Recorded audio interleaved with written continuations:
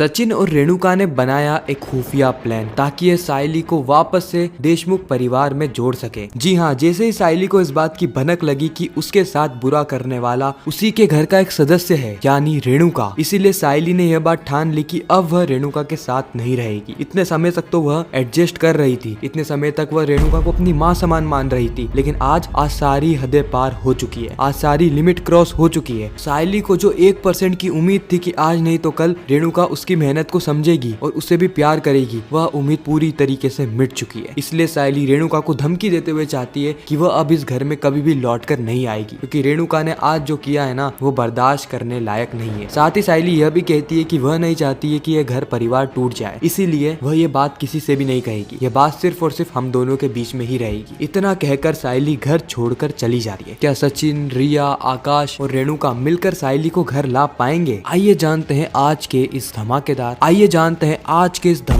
Episode में। तो बिना किसी वक्त गवाए चलिए उड़ने की आशा के लेटेस्ट एपिसोड का रीकैप शुरू करते हैं। कहानी की शुरुआत होती है सायली से। सायली इस वक्त तक ऑटो से उतरकर बैंक की तरफ जा रही होती है। उसी वक्त वहाँ पर 2 गुंडे आते हैं जो कि सायली से उस बैग को छीन रहे होते हैं, जिस बैग के अंदर रखे थे 5 लाख रुपए, जिसको सायली जमा करने के लिए बैंक में जा रही थी, क्योंकि अगर सायली ने ऐसा नहीं किया तो उसके हाथ से एक बड़ा ऑर्डर निकल जाएगा। लेकिन वह दोनों गुंडों की नजर उस बैग पर थी, इसीलिए वह सायली से वो बैग छीनने लगते हैं। सायली बहुत कोशिश करती है कि वह उस बैग को ना दे, लेकिन आखिर में वह दोनों चाकू निकालते हैं, जिसके चलते सायली को चोट भी लगती है और सायली वहाँ पर गिरकर बेहोश भी हो जाती है। यानी इस वक्त साफ तौर पे देखा जा रहा था कि किस तरीके से उन दोनों ही गुंडे ने बेरहमी से सायली से पैसे छीन लिए। खैर कुछ समय के बाद वहाँ पे सायली की कुछ पहचान वाले लोग आते हैं और सायली को देखकर वह भी चौंक जाते हैं कि आखिर सायली यहाँ पर सो क्यों रही है। जैसे ही वो सायली के पास जाते हैं उन्हें पता चलता है कि इसको तो गहरी चोट आई है और ये बेहोश हो गई है। वह लोग तुरंत सचिन को कॉल करते हैं और सायली को लेकर हॉस्पिटल पहुंचते हैं। इस ओर हम रेणुका को देखते हैं जो कि तेजस को समझा रही होती है कि देख तेजस, तेरी तबीयत दिन प्रतिदिन खराब होती जा रही है, तो एक काम कर, डॉक्टर के पास जा और उनसे कुछ दवाई लेकर आ। तेजस कहता है कि आई, ये सारी चीजें हो रही है क्योंकि मैं रोशनी से बात नहीं कर रहा। मैं बाबू से बात करने लग जाऊंगा ना तो मेरी सारी प्रॉब्लम सॉल्व हो जाएगी। रोशनी ये सारी बातें बाहर खड़ी खड़ी सुन रही थी। रेणुका तेजस पे चिल्लाते हुए कहती है कि बस तेजस, बहुत हो गया। तेरी शादी से पहले भी तो तू रोशनी से बिना बात करे रहता था ना, और मैं थी तो सही पहले भी तेरा ख्याल रखने के लिए, और अभी भी मैं हूँ। तुझे उस धोखेबाज लड़की के बारे में जरा सा भी नहीं सोचना चाहिए। तेजस यहाँ पे बार बार जस्टिफाई कर रहा होता है कि अगर वो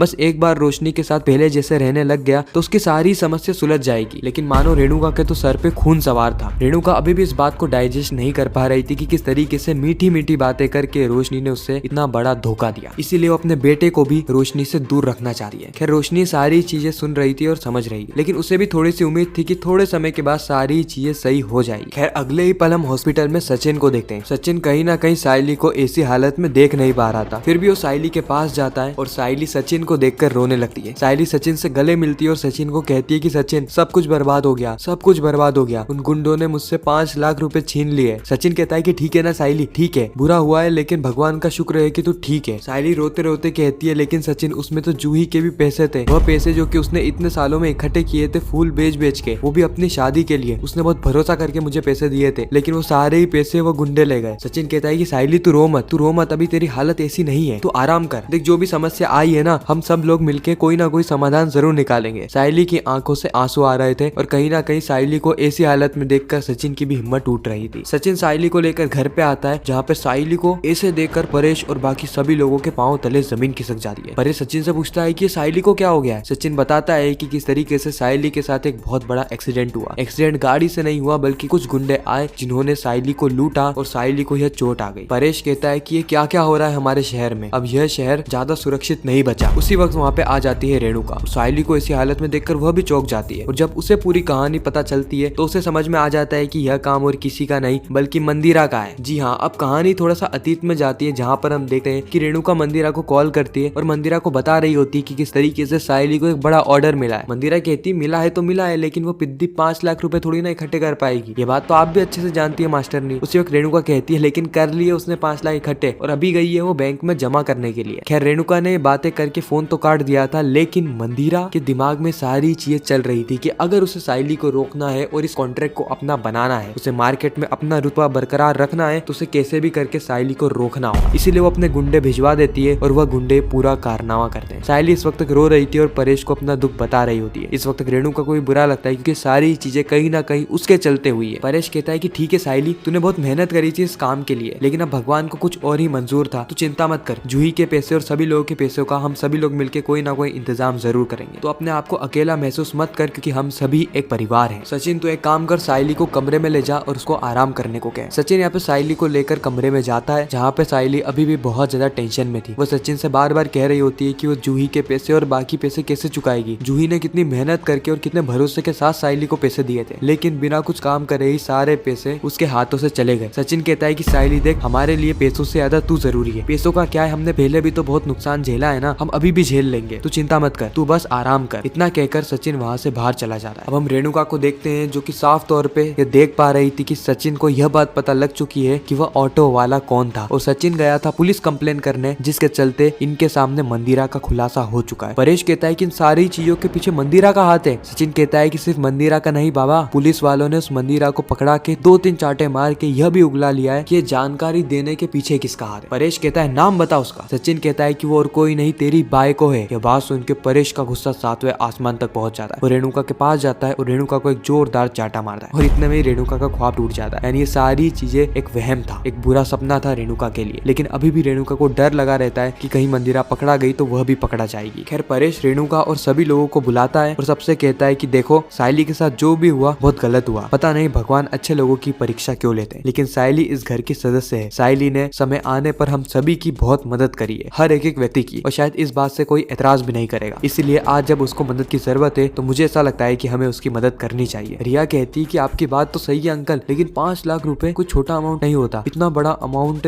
देना इतनी जल्दी हमारे लिए थोड़ा पॉसिबल नहीं है। परेश कहता है कि रिया, मुझे पता है कि अमाउंट बहुत ज्यादा बड़ा है, इसलिए मैंने ऐसा सोचा है कि मैं रेणुका के गहने गिरवी रखूंगा और वह पैसे हम जूही को दे देंगे। बाद में धीरे धीरे करके रेणुका के गहने छुड़वा लेंगे। तेजस तुरंत कहता है कि नहीं बाबा, ऐसा कुछ नहीं होगा। तू भला आई के गहने क्यों गिरवी रख रहा है? जब मेरे 30 लाख डूबे थे तब तो तूने आई के गहने गिरवी नहीं रखे। सचिन कहता है कि वह 30 लाख डूबे नहीं थे, बल्कि तू ही एक फ्रॉड के हाथ में थमा कर आ गया था और साइली से किसी ने पैसे छीने। इन दोनों ही बातों में जमीन आसमान का फर्क है। लेकिन इस वक्त तक तो रेणुका भी साफ मना कर देती है कि नहीं, वह अपने गहने गिरवी नहीं रखेगी, वो भी उस साइली के लिए। रेणुका कहती है कि मुझे पता है कि साइली के साथ बुरा हुआ, मुझे भी बुरा लग रहा है, लेकिन इसका मतलब यह तो नहीं ना कि उसकी गलती का भुगतान मैं करूं। भला मैं क्यों अपने गहने गिरवी रखूं? तेज कहता है कि आई तू बिल्कुल सही कह रही है, तुझे अपने गहने गिरवी नहीं रखने चाहिए। इस वक्त तक आकाश और रिया दोनों ही रेणुका को फोर्स कर रहे होते हैं, लेकिन रेणुका किसी की भी बात नहीं सुनती है। रेणुका को इस बात का डर होता है कि अगर उसने गहने गिरवी रखने के लिए हाँ कह दिया तो सभी लोगों को उस पर शक होने लगेगा, इसलिए वो चुपचाप बैठी होती है और गहनों के लिए साफ मना कर देती है। सचिन कहता है कि बाबा छोड़ना, यह तो अपनी टूटी हुई चूड़ी भी ना बेचे साइली के लिए। खैर साइली के साथ जो समस्या आई है ना, मैं उसका समाधान निकाल लूंगा। परेश कहता है कि नहीं सचिन, तू अकेला नहीं है, मैं भी कैसे ना कैसे करके जुगाड़ लगाता हूँ पैसों का इंतजाम करने के लिए। इस वक्त रिया और आकाश कहते हैं कि हम दोनों भी कोशिश करते हैं, जितना हमसे होगा हम इतना कर देंगे। खैर इन सारी चीजों के बाद हम देखते हैं कि रेणुका मंदिरा को कॉल करती है और उसको खरी खोटी सुनाने लगती है। मंदिरा कहती है ये सारी चीजें मैंने इसलिए करी ताकि उसको ऑर्डर ना मिल पाए। मंदिरा इस वक्त तक माफी भी मांगती है क्योंकि उसे नहीं पता था कि इतनी ज्यादा चोट साइली को लग जाएगी। साथ ही रेणुका कहती है अगर सचिन को पता लग गया ना कि सारे ही काम के पीछे आपका हाथ है तो वो आपको छोड़ेगा नहीं। मंदिरा कहती है कि अगर मैं पकड़ी गई ना तो मेरे साथ साथ आप भी पकड़े जाओगे। अब यहाँ पे रेणुका को और ज्यादा टेंशन होने लगती है, लेकिन साइली ने यह बात बाहर खड़े खड़े सुन ली होती है। साइली तुरंत अपना बैग पैक करती है और घर से जाने लगती है। रेणुका साइली से कहती है कि फूल वाली तू बैग लेकर कहाँ जा रही है? साइली कहती है कि काकू मैंने आपकी और मंदिरा की सारी ही बातें सुन ली है। खैर इसी के साथ ही खूबसूरत एपिसोड यहीं पर समाप्त होता है। आपको ये रिकैप कैसा लगा कमेंट सेक्शन में जरूर बताना। आप और कौन कौन से टीवी शोज के रिकैप टेलीविजन से भी पहले देखना चाहते हैं वह भी कमेंट करना। बाकी मैं मिलता हूँ आप सभी से किसी नेक्स्ट इंटरेस्टिंग वीडियो में, जब तक के लिए गुड बाय।